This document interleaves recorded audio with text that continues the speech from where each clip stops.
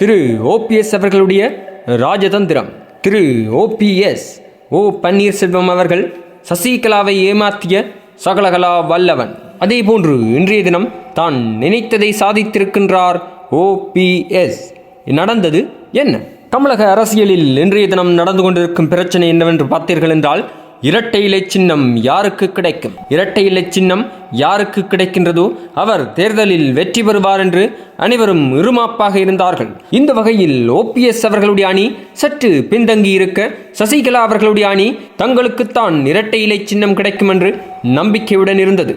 இருப்பினும் ஓபிஎஸ் அவர்களுடைய அணி முன்வைத்த வாதம் மிகவும் உறுதியாகவும் வலுவாகவும் இருந்த காரணத்தால் சசிகலா தரப்பினர்களுக்கு அந்த இரட்டை இலை சின்னம் கிடைக்காமல் போய்விட்டது.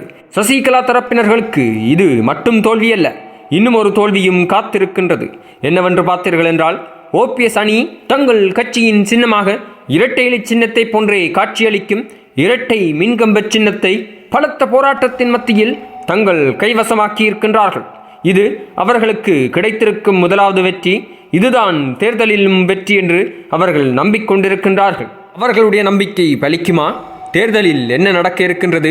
பொறுத்திருந்து பார்ப்போம். இதுபோன்ற சூடான சுவையான அரசியல் செய்திகள் மற்றும் சினிமா செய்திகள் என்ற அனைத்தையும் ஒரு இடத்தில் பார்த்தும் கேட்டும் தெரிந்தும் மகள இந்த சேனலை சப்ஸ்கிரைப் செய்யவும். நன்றி, வணக்கம்.